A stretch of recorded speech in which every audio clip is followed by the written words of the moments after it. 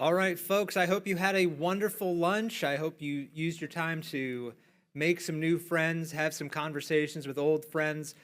But now we're beginning the back half of our day, and I would like to kick things off with our current and future electric grid technologies panel, featuring as our moderator, Texas RE's Director of Enforcement and Registration, Katie Van Zee. With her is Jose Flores from the North American Transmission Forum, Darren Dillon from Linnell S2, and Christine Martz from the Edison Electric Institute. Katie, take it away. Okay. Thank you, Thad. I'm going to take a second and let all of our panelists introduce themselves to you. I started to try to memorize their bios so I could do introductions, and they're too impressive to know by heart. I was afraid I would forget something. So with that, Jose, I'll let you introduce yourself. Hi, I'm Jose Flores from the North American Transmission Forum. I'm the program manager for cyber and physical security at the NATF. I've been in the industry for 14 years now. Previously worked at Duke Energy and CERC Reliability Corporation. And I've also got a background in cybersecurity from the U.S. Air Force. Cool. Darren Dillon, I hail from Colorado, so don't hold that against me. I am ex-Texan, I guess. I spent 2 decades in Houston.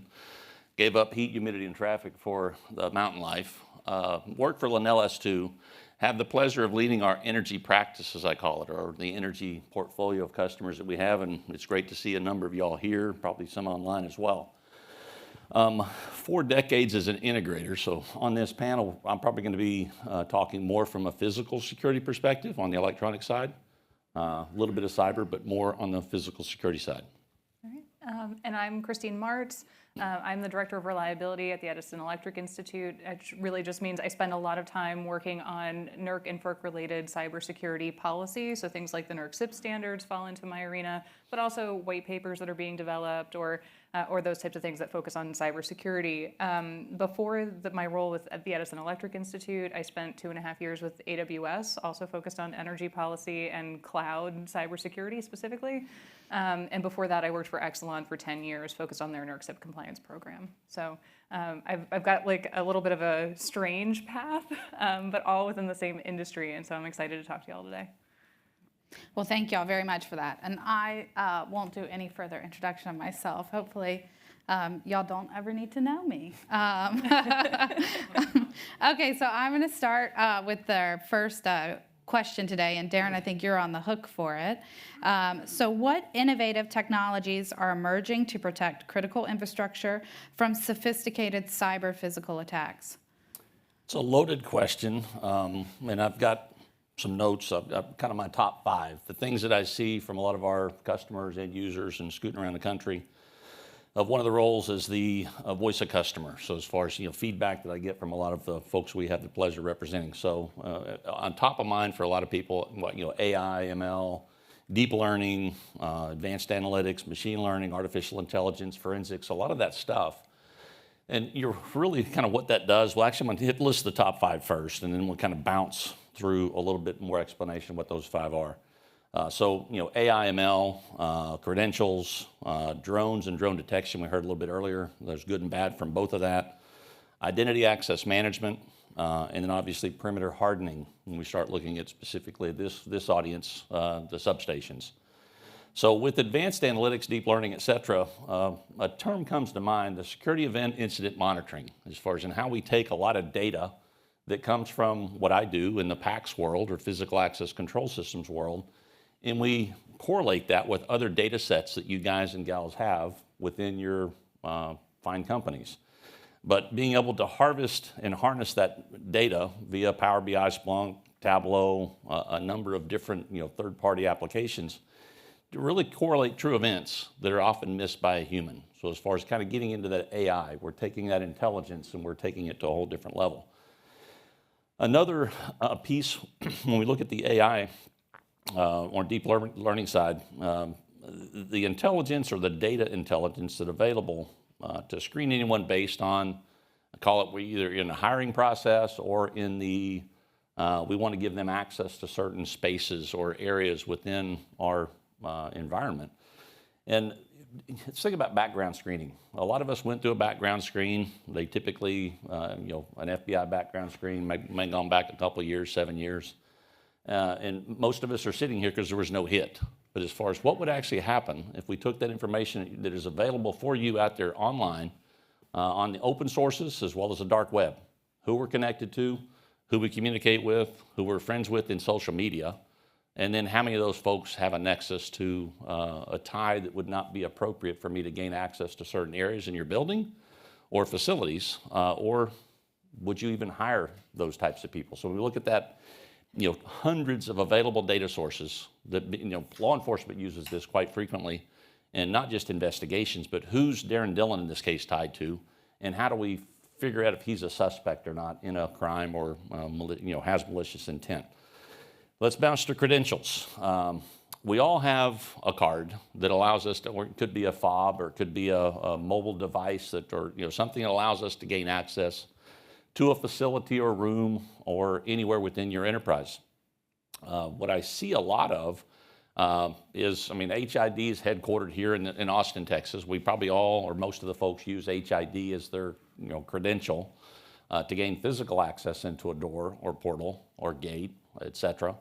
But the technology that's there, what we're seeing with a lot of our end users and a lot of folks in the, call it energy space, utilities specifically, is they've got an older card technology that can be copied, cloned, or replayed.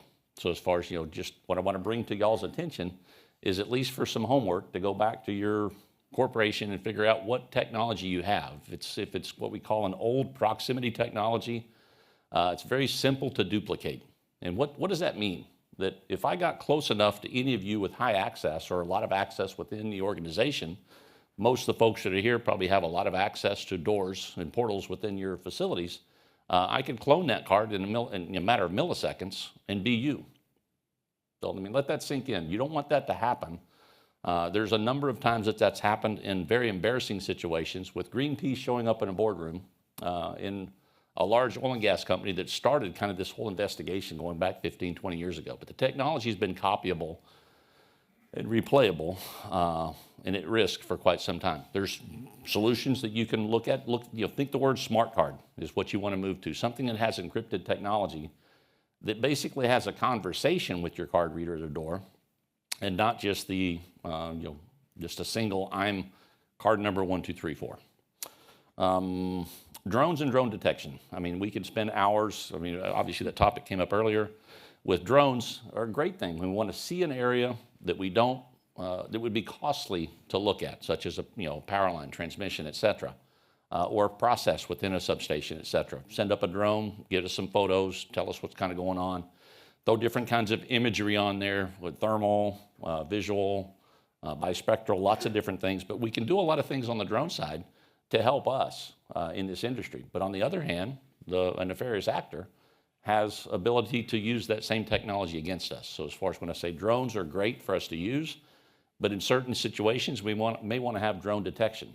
Now, according to current regulations, we cannot shoot it down. We can't apprehend it because it is classified as an aircraft, unless something's changed in the last couple of weeks with the FAA. But keeping in mind, knowing that there's a drone that's there, whether it's ours or whether it's someone else's, a lot of times it's going to allow us to question, should that drone really be there? Identity access management, kind of playing off the credentials piece, as far as knowing that I have a physical and a logical identity. Is that one and the same? And do I belong there?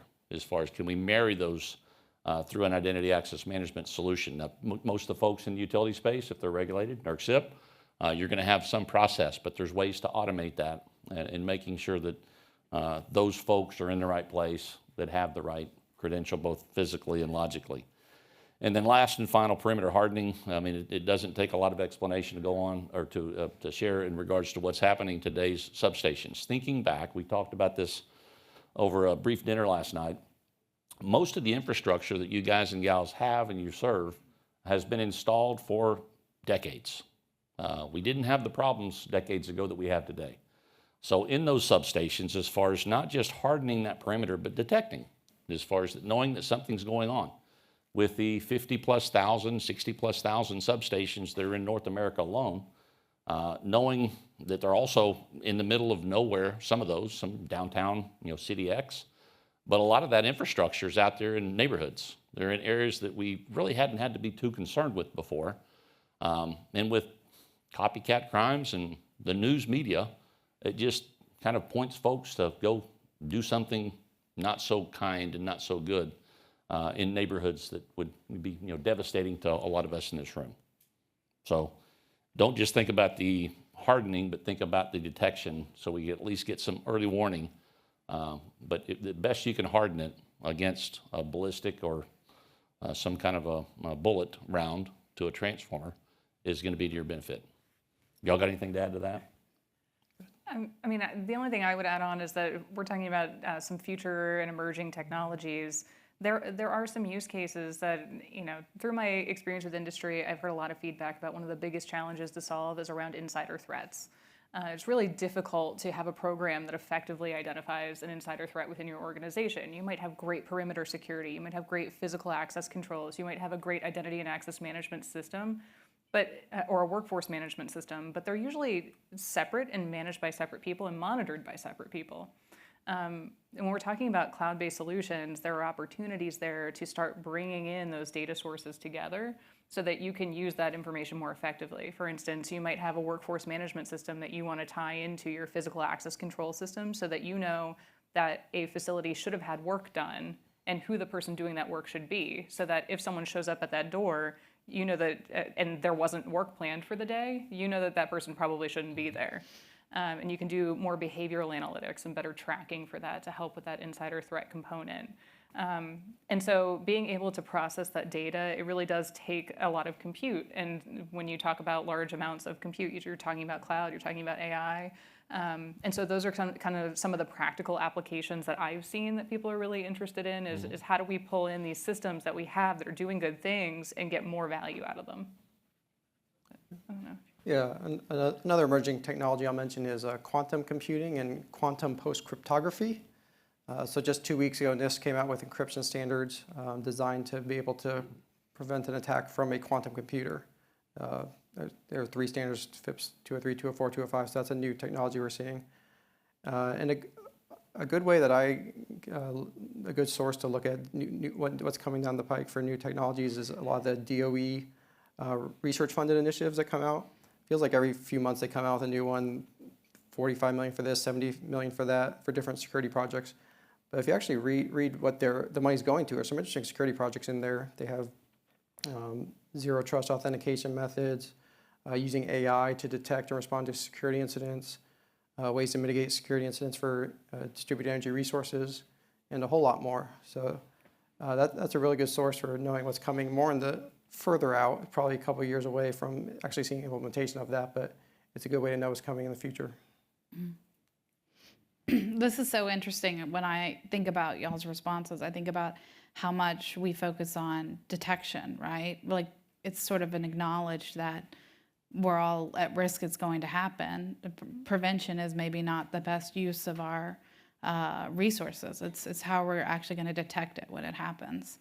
I think that leads really well into our next question, which is sort of maybe that evolution to detection and how we're trying to get smarter about it. Christine, I think you offered to go first on this one. So what are the most significant changes you have seen in the industry over the past 5 years, and what do you predict in the next 5 years? It's a very big question. It's a very big question, and I'm going to be pretty high level. But over the last 5 years, I don't think I have to tell the people in this room that there's been this big shift towards decarbonization, decentralization, digitalization of everything, which has changed a lot of the ways that we work or the ways that we're thinking about working in the future. It's also increased the amount of data that's available for processing or that needs to be processed. And so in terms of reliability, it's really critical that we think about the systems that are capable of taking that data that it has become available and making it useful. So doing more reliability studies more efficiently. So instead of being able to do one study, you do one study a day during the week, maybe you can do instantaneous studies that would give you better information when a storm is coming or something of that nature. So what technologies can you use to be able to support that environment, the fact that you need to be able to make decisions much more quickly, that you're working with non-synchronous reliability resources. So what does that do to the grid, and how can you basically see further into the future to be able to maintain that reliability posture that you really need to maintain. I think we're going to continue to see the amount of data increase that we're expected to be able to process. And I think we're going to continue to see pressure on being able to use it more quickly. I think that's where things like quantum computing come in, things like practical applications of artificial intelligence and machine learning are really going to start to pick up. But I think we can't lose sight of the fact that there is a workforce component to all of those new technologies being introduced. We all have really talented operators, like utilities all have really talented operators who are very used to the technologies that they have. How do we support them in gaining the skill set that they need to understand artificial intelligence? And it's not just relying on artificial intelligence. They have to understand how it works, how it's making decisions, how to challenge it when it's making a decision that they disagree with from an operational perspective. So I think over the next 5 years, we're going to start seeing more questions about that workforce development piece too. And how we make sure that we have people who understand the operations of the grid. But I'll pass it on to Darren and Jose, whichever one of you would You want to go next? Sure. like to add. All right. So last 5 years, there's a lot of areas I've seen a lot of growth in the industry. Listed a couple: supply chain security. I think companies are taking that a lot more seriously. They have a better understanding of the risks that third-party software provides to their organization. And there's more focus on going forward. I think you'll see more use of SBOMs and other ways to keep track of what software you really have within your systems. Threat intelligence is another one. I've seen a lot of companies pouring a lot of more resources than in the past to their internal threat intelligence programs, to their security operations centers. I've seen a lot more maturity there. I think that we'll continue to see that. I think threat intelligence sharing is an area we'll see more improvement in the next 5 years, particularly with NSM 22 as that gets implemented. OT network monitoring is a big one. We're seeing more of that, more implementation, more OT network monitoring sensors, more internal network security monitoring. Obviously with CIP 15 going forward, that's going to be a big focus area the next couple of years. And AI integration into security tools is going to be big. I think the bigger impact from AI is going to be less, for cybersecurity at least, it's going to be less from the generative AI, standalone AI tools. It'll probably be more so from integrating AI into existing security tools or new security tools.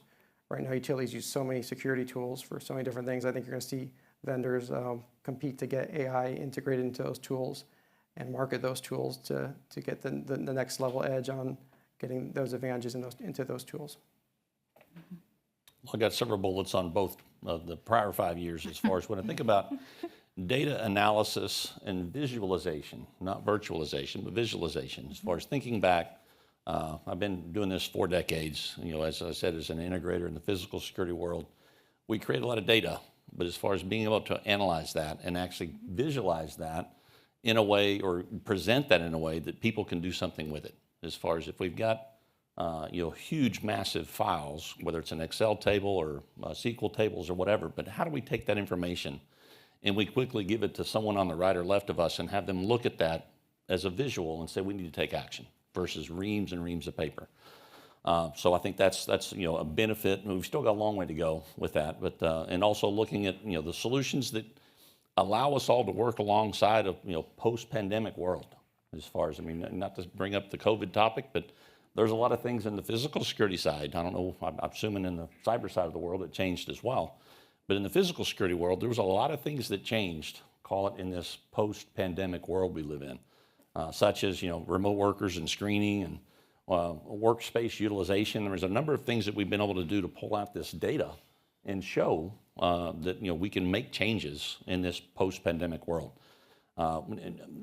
We heard it talked a little bit about earlier, MFA or multi-factor authentication, zero trust. That's becoming more on the forefront in the last 5 years as I, kind of thought back.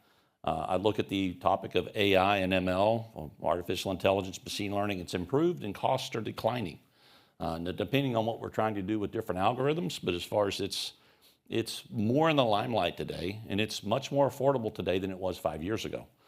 And then, an interesting observation, call it 2019, it was rare to see physical security and cyber teams working collectively. I'm seeing that more and more common these days. And I think that's, applause to all of us in this room that are both on the physical and cyber side. We're working collectively today. So I think that's been a major change I've seen in the last 5 years.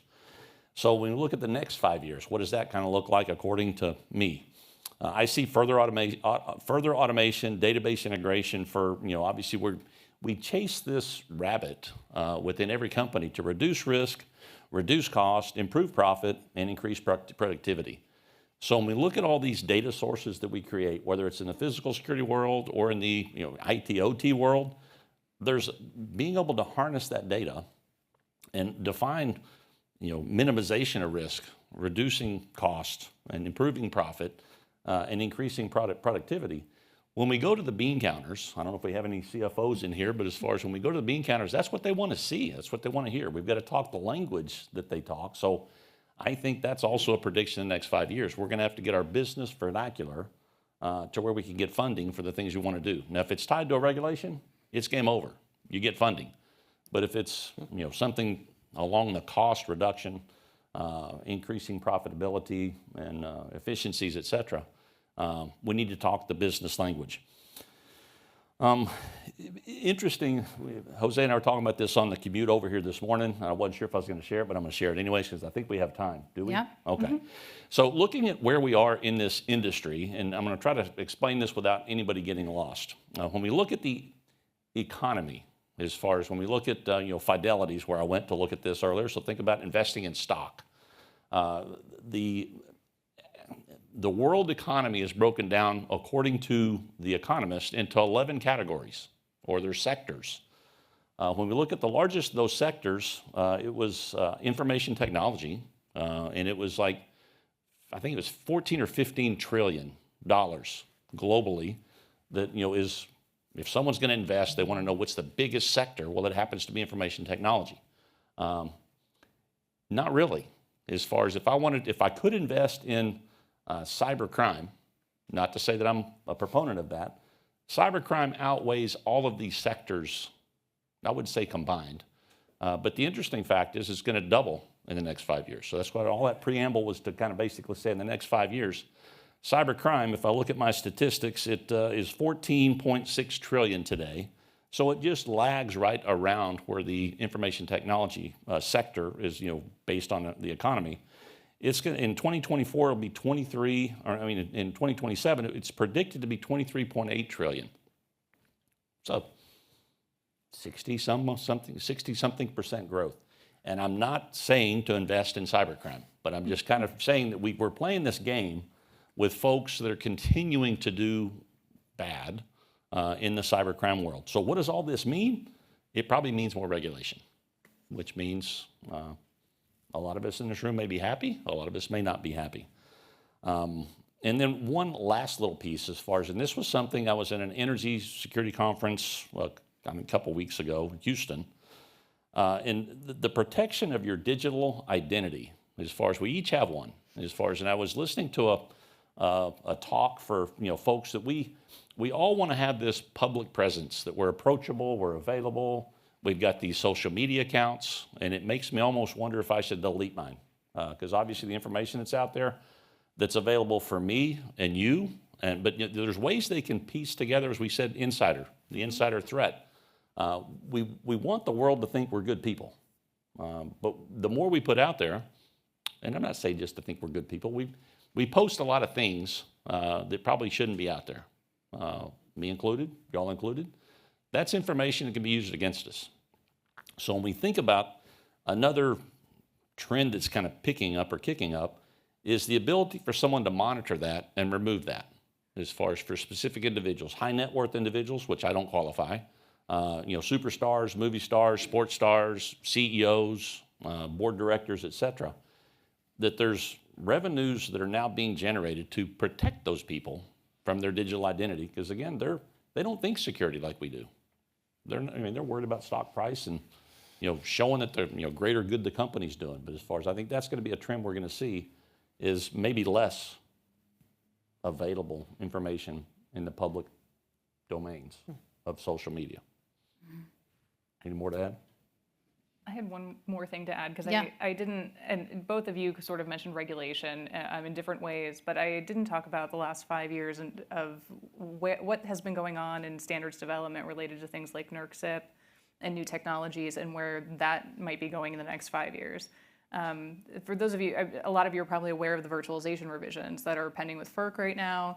Industry went to a considerable amount of effort to consider what those revisions should look like so that they could enable the use of virtualization within the standard language itself. So it's not that entities couldn't use virtualization, but the standard language itself wasn't clear in what was and wasn't allowed. And so we've seen industry work together to come up with what those revisions look like and present them to FERC. There's also a standards development project that kicked off a few weeks ago that's related to managing third-party risk related to cloud services.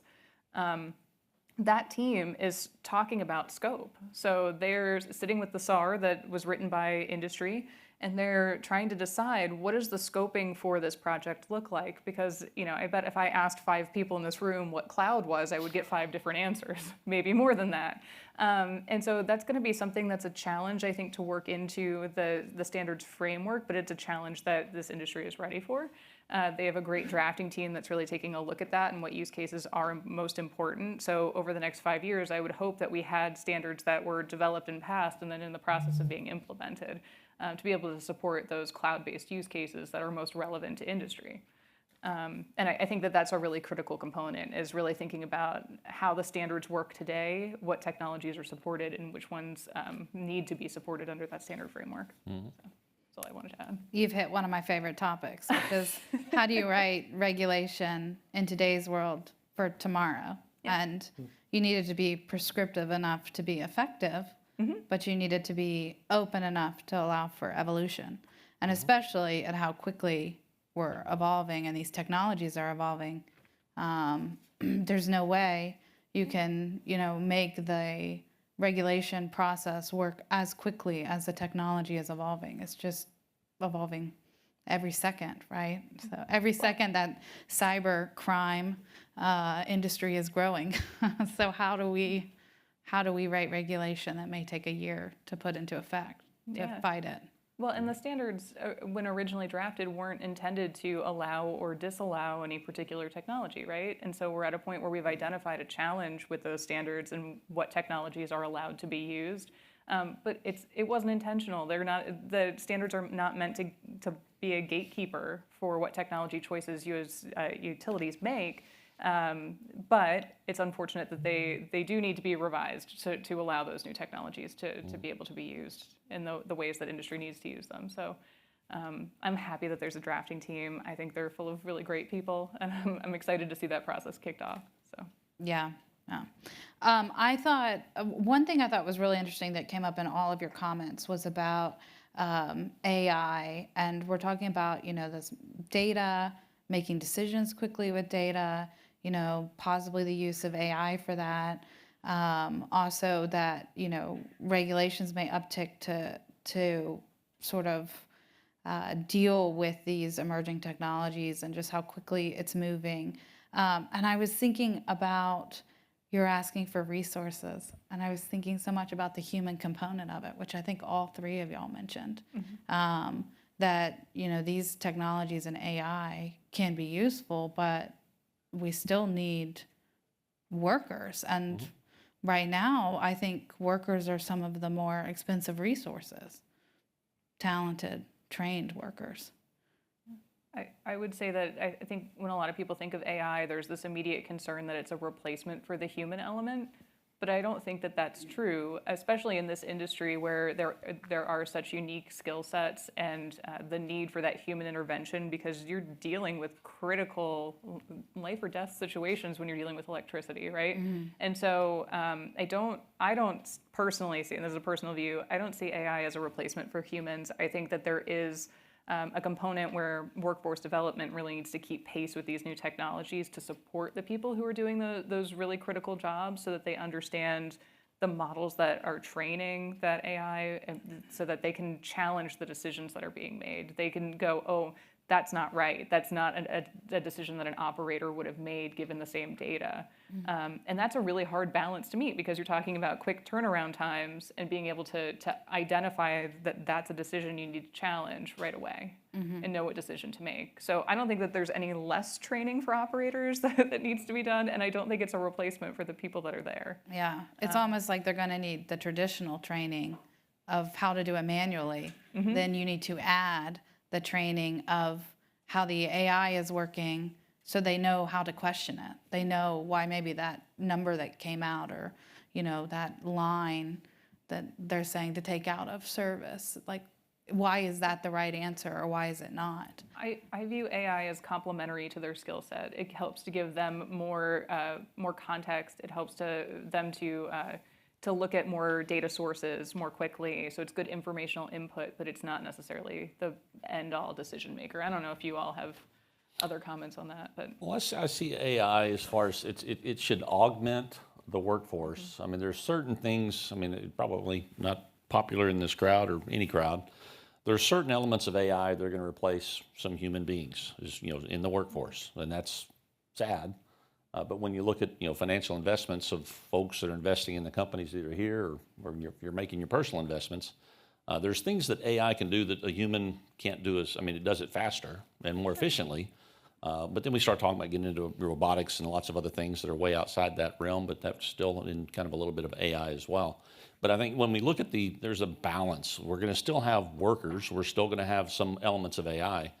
But there's so much that I see in the AI world that can do it faster than I can, or collectively with all four of us on stage. Certain algorithms can do our job better than we can, and therefore we're going to have to find some other role. But also you bring up the training element, or obviously we're going to have to retrain some of these folks if we're going to actually find them a new role within the organization. And as a joke with the folks that I had the pleasure of working with, if they could replace me with AI in a moment, they would. As far as I'm a trouble child. I'm always asking questions, pushing the envelope, trying to get us to do things faster than what we possibly can. They would probably replace me with a robot if they could, and one day they will, maybe. But yeah, I think there's a balance. What I'm kind of saying, as far as we're going to see it come up. It may replace some human jobs in the workforce, but we're going to have to retrain those folks in the jobs in the workforce to get them doing productive things. Yeah, I'd agree with that. You're going to see some functions like certain security operations center functions. AI is going to be able to do better and faster than a human, but you're still going to need that human oversight, that human element to say, hey, is this finding makes sense? Is it really accurate, or is this just AI? Because AI is still it's going to improve, but it still makes errors, so you can't really trust that yet. You've got to have that human component to be a sanity check. Well, we also need I call it, we talked the word resilience earlier, backup plan. As far as, I'm sitting there thinking of I think it was a Friday, was it the CrowdStrike thing? I'm at the home office in Colorado, and I wake up and I get a blue screen. What did I do? I tried to fix it. I tried to call a couple folks. No one could tell me exactly what I needed to do, so I went and walked the dog. I went and played outside because I figured that no one's going to get any work done until we get this fixed. It was 3 o'clock, 4 o'clock in the afternoon Mountain Time that an issue was resolved. But what I'm getting at, I didn't have a backup plan. I'm staring at a blue screen on my laptop and I can't do anything. It's just we have this automation, we have these pesky cell phones, and we have all this connected stuff. But when we're not connected, we really can't do anything. I can't. Yeah. So we need tasks that we can do in a pinch. Yeah. And I know we're just talking CrowdStrike on my laptop, but when we look at the automation, when something crashes, it's like, what do we do now? Yeah, we're lost. You don't want to use that the traditional training that your operators already have, right? Because if AI does go down, or if it goes rogue, or if it's not operating as you'd expect it to be, you need people who are still trained to operate the grid. Right. And what was it? There was a story, and this goes back a couple months back, as far as I want to say, one of those self-driving cars. With all the learnings and models that had been presented before this, it actually, I want to say this might have been earlier. The report was not that, it was fairly recent, but it might have been from a year or two back. But as far as it never seen someone walking a bicycle, and a Tesla ran over the bicycle. It's like, it knew a bicycle and a person, but it never had seen one walking one across the street. And, so it just, AI is great, but we have not been able to throw everything at the models. So it's still learning. Makes sense? Yeah. So not relying 100% on AI, but it's a great augmented tool. Yeah. Does anyone else have anything they want to add? No? Okay. All right. So we have another question. How do cloud computing and virtualization technologies impact the traditional cybersecurity perimeter? And what new security models are emerging as a result? And Christine, I think you offered to start us off on this one. Yeah, and again, this is going to be sort of a high-level response, but we're all pretty used to our traditional perimeter-based security controls, right? Like everybody's used to the defense in depth conversation, and really, in at least the NERC CIP and regulated space, you're used to being the primary owner and operator of the equipment. So it's easy to think about that defense in depth approach when you're thinking about your own organization and implementing those controls. When you start talking about cloud technologies, I think both of you have mentioned third parties and the introduction of those third parties and how you really manage them within your organization and build out that shared responsibility model of who's performing what controls. But as far as the security perimeter goes, there isn't a security perimeter in the same sense that there is with an on-prem environment. And so what you're starting to see is the need to be able to protect that data regardless of where it resides, not necessarily just at that perimeter level. And so we're starting, over the last few years, probably more than a few years, we've heard conversations about this zero trust concept, right? The NERC RSTC, the Reliability and Security Technical Committee, put out a white paper in June of 2023 that really focused on zero trust architectures and concepts. But I think that the key takeaway from that white paper is that when we start talking about things like zero trust, it's not a replacement for your traditional defense in depth approach. It's not replacing your security perimeter. It's implementing additional controls or concepts inside that existing traditional perimeter so that you can better understand the trust relationships between the people who are performing a task and those who are authorized to perform that task, or the systems and what they're allowed to communicate between themselves once you're within that security perimeter. So it's no longer just about who can get into your protected zone. It's about what can they do once they're inside. And I think that those types of concepts we're going to see evolve into other security controls outside of just that zero trust concept, or we'll see zero trust become a much larger assortment of controls that you can implement. But that's really the shift that I've noticed, is that we're starting to see this need to really discreetly understand who has access to perform what once you're within the perimeter, and build controls that way. I don't know. Either of you have things to Yeah. add? So on the cloud piece, to state the obvious, anytime you're moving off-prem to cloud, you're relying on someone else for your security to a certain level. So it's important to have good service level agreements, good understanding of what security controls they have in place, good process for vendor notifications if an issue happens, that or if there's a breach of your data, you know about it, and you have that process in place ahead of time. You mentioned the virtualization piece earlier. The virtualization standards, there's a lot of benefits of virtualization. A lot of companies use virtualization. It's good to see the standards finally get past the ballot. So I think the industry is just going to have to really wrap their head around the virtualization standards. The new definitions still. Companies are still figuring out what's a virtual cyber asset versus shared cyber infrastructure versus management interfaces. Where do hypervisors fit in? Where do virtual machines fit in? So companies are going to have to learn how does their current virtualization architecture fit into the new standards and definitions. So it's going to take a little time. I think that's a good point you make about, both of y'all made, about being familiar with your third-party contracts with regards to, these security concerns. Because when you're looking at it from a compliance side, those people are your agent. So you're responsible for a lot of their activities. So if you're relying on them at all for any sort of security or to prove up any sort of compliance, you really need to make sure you've done your due diligence on those documents and contracts. Yeah, I'll add on that when you're talking about third parties, the concept of shared responsibility is something really important. So your contract is going to call that out to an extent, right? You're going to have contract language that obligates a cloud service provider or a third party to perform certain functions on your behalf. But there's a more discrete conversation to have with that cloud service provider about what controls you expect them to perform and how you expect them to demonstrate that compliance to you. Is it a third-party certification? Is it something like a FedRAMP certification or an ISO 27001 certification? Or are you expecting them to deliver you discrete evidence that is sort of ad hoc and at your request that is not within the framework of a certification?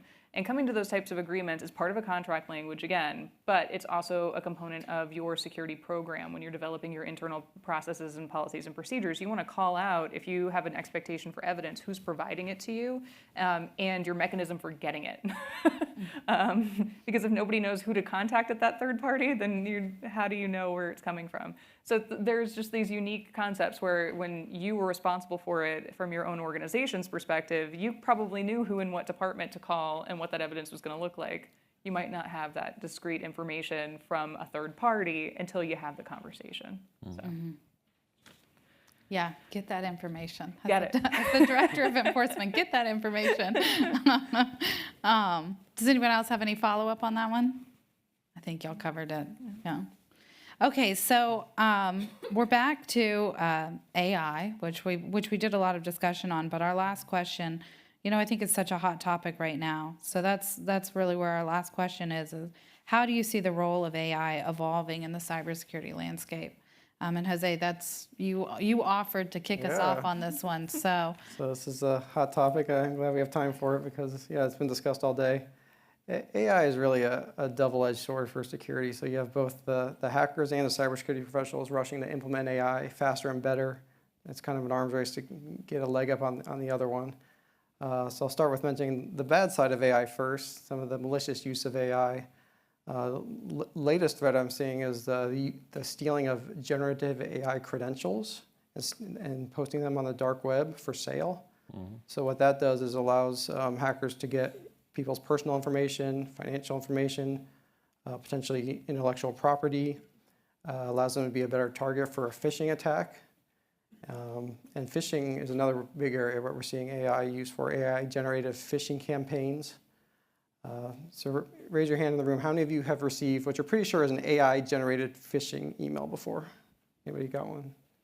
Okay, so not quite as many as I thought, but we're seeing those a lot more often now. I monitor phishing emails, and some of them are pretty bad. You read it and you say, okay, this is obviously a bogus email.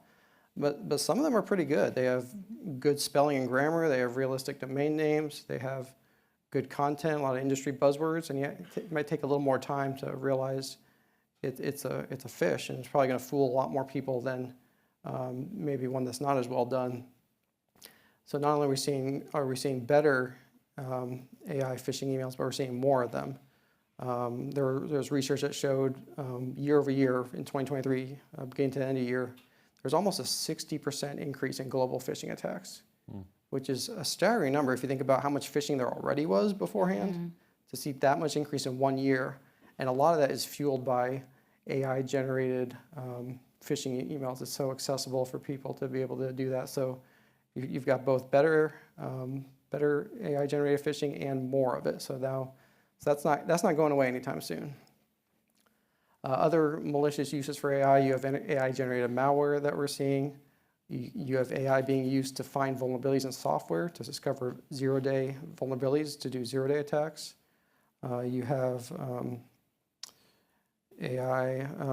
Really, AI is a threat vector in itself. So MIT just published an AI risk repository. There was over 700 AI risks that they listed. And a lot of those are security risks, privacy risks, malicious actions that can be done with AI. So as the AI gets more popular and built into things more, it creates a whole number of risks in itself as an AI tool. So with that less than happy news, I mean, there's good uses of AI too, which I'll talk about now. There's a good side of it, and I think we'll see less benefit just from the standalone AI tools, the generative AI language models, and more. So for cybersecurity, we'll see more of the benefit in the integration of AI into existing or new cybersecurity tools. We've talked a bit about security operations, how AI can benefit there, and it's not going to replace all the security analysts, but there are things it can do better and faster than a lot of the analysts. I think it'll be able to detect malicious events and alert faster than a human might be able to. Another use case is secure coding. So if the bad guys can use AI to find vulnerabilities in software, why can't the good guys do it too? Why can't vendors use AI to better test and analyze their products before they go to market? The latest weekly vulnerability report from CISA from Monday, I just looked at, had 266 vulnerabilities listed just this week. That's 1 week. So there's so many vulnerabilities out there. What if we could use AI to discover those vulnerabilities before it goes to market so that you don't have so many vulnerabilities in a public database? Other options for AI, other ways it could probably help, it could improve cyber penetration testing, threat monitoring and intelligence, user behavior analytics for insider threat awareness, and phishing detection of itself, being able to detect, hey, this is probably a phish, and filter it out before the user even sees it. So those are a pretty high level, but as you can see, there's so many different potential use cases for AI that I think I'm optimistic that it's only going to get better, AI for cybersecurity, and we'll continue to see benefits from it going into the future.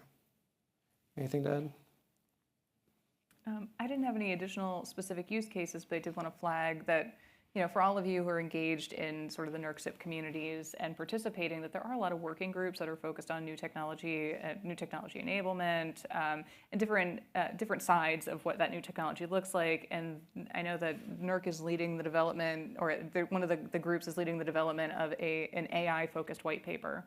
And so it's good to stay engaged even when it's not part of a standards revision project or standards development. There are groups of people from industry coming together to have discussions about things like AI, and if you can engage at the draft phase, you can ask a lot of questions of those experts in your community.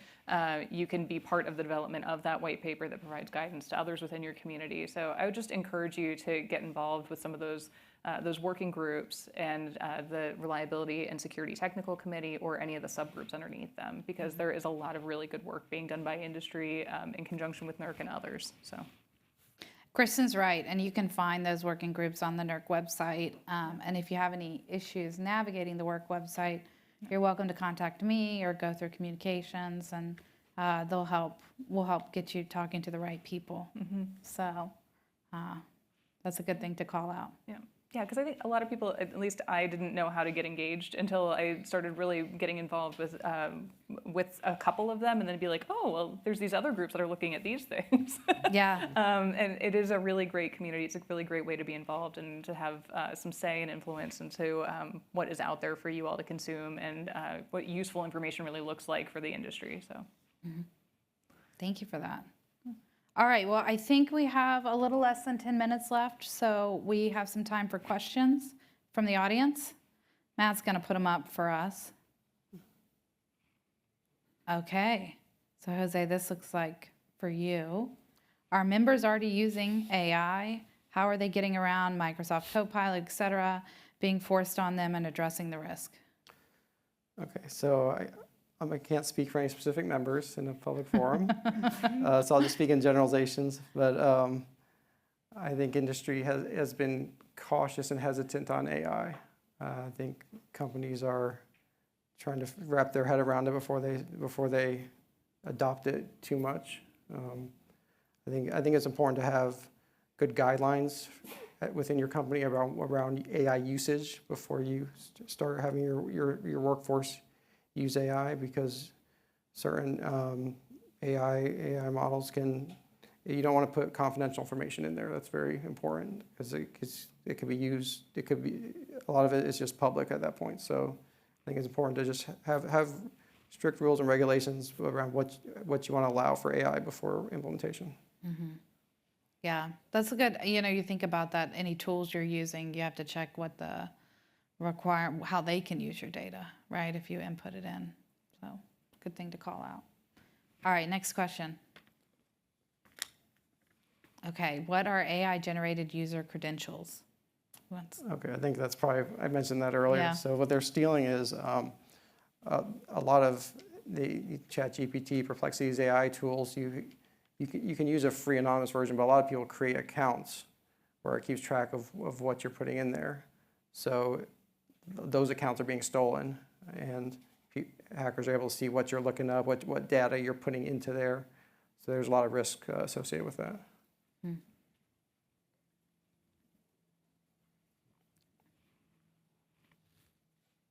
Are we all done? I thought we would get more AI questions, but I think we've all talked about it a lot today. So that's it for us. Anything else y'all want to add before we wrap up? Thanks for letting us come. Oh, well, thank you very much for joining us. I appreciate all your expertise. Let's give a hand to our panelists. All right. Thank you very much, Katie. Thank you very much to our panel, folks. We're going to get a little bit extra time on our break. So if you do think of any questions, don't be afraid to try and catch them in the hall. Unless they try and run away from you, then, their time is theirs. But like I said, we're going to take a little bit of extra time. We're going to come back at 2:10 to begin our final panel. So I will hope to see you then.